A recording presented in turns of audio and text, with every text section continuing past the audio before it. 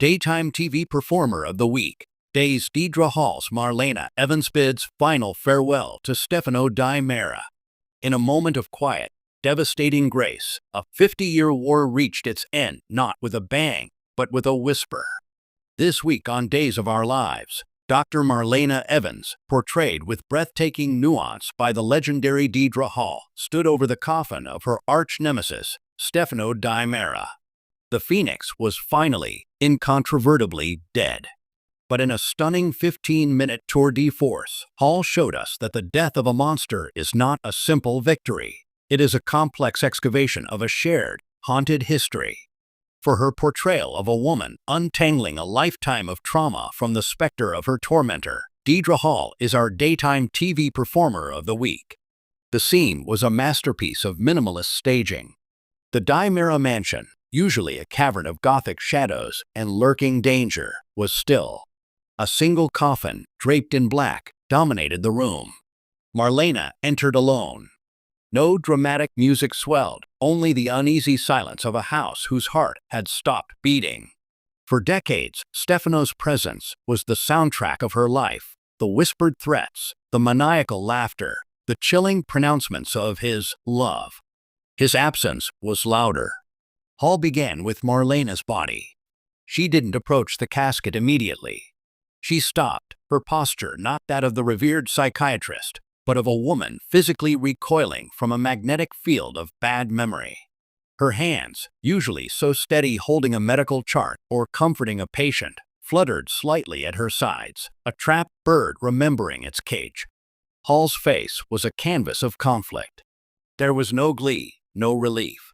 Instead, her first look was one of profound disorientation. Who am I without him? That look asked. For nearly half a century, Stefano defined her resistance, her strength, her very purpose.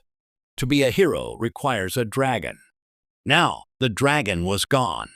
When she finally moved forward, it was with the cautious steps of someone walking on ground that might yet collapse. She placed a hand on the polished wood.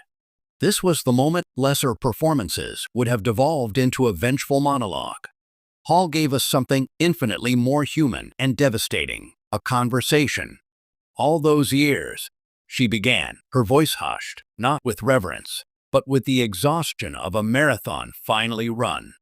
The brainwashing, the possession, the masks, the clones, the ice princess. A flicker of a smile, bitter and tired, touched her lips. You never understood, did you? It was never about owning me. It was about the fact that you couldn't. Hall's delivery wasn't accusatory. It was explanatory, as if finally making a patient see a diagnosis they'd spent a lifetime denying. Then the brilliance of Hall's performance deepened. She didn't just address the monster. She addressed the man, the fragile, warped humanity that fueled the monster. She recalled a young Stefano, long before the eye patches and the Phoenix mythology, a man driven by loss. I saw your pain once, she murmured, almost to herself. A glimpse in Rome, a lifetime ago. It was the seed of all this, wasn't it? And you let it grow into this empire of vengeance. In this moment, Hall's Marlena wasn't just a victim. She was, as she has always been, a healer. She was diagnosing the root cause of the disease that had plagued her life. It was an act of staggering empathy, and it transformed the scene from a victory lap into a forensic analysis of shared ruin. The true climax came not in raised voice, but in a soft release. Hall's eyes, those iconic windows to Marlena's resilient soul, glistened. A single tear traced its way down her cheek. I forgive you, Stefano, she said, the words hanging in the silent air. Not for you. You are beyond that. For me. To finally put the weight down. This was Hall's masterstroke. Forgiveness here wasn't absolution. It was an act of radical self-preservation. It was Marlena surgically removing the last hook Stefano had in her soul. Hall let us see the moment the weight lifted, a slight straightening of the shoulders, a deeper, cleaner breath. The ghost was exorcised. She turned to leave, but paused at the door. Looking back one last time, Hall gave us a final, heartbreaking layer. In her eyes was a fleeting, profound sadness. Not for Stefano, but for the years lost, the life diverted, the peace stolen. It was the morning of her own alternate history, the quiet life of a doctor and mother that was forever hijacked by a man obsession. Then, it was gone, replaced by a serene, unshakable resolve. The door closed behind her. The war was over.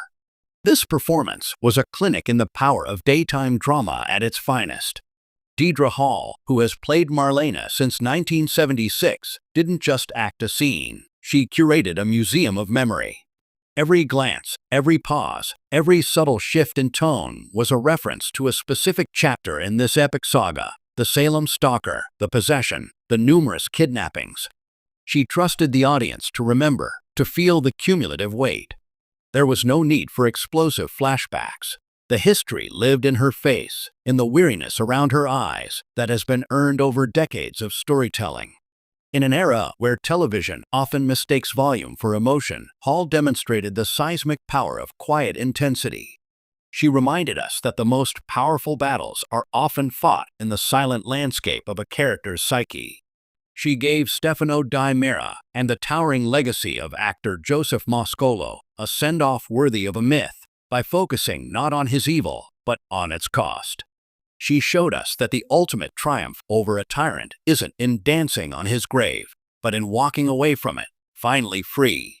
For gifting us with a finale that was psychologically profound, emotionally resonant, and a testament to the enduring depth of daytime storytelling, Deidre Hall has delivered one of the most memorable performances of her career. The phoenix may have risen for the last time, but Hall's artistry in this stunning farewell ensures that the echo of this 50-year war will be remembered not for its explosions, but for its haunting, human silence.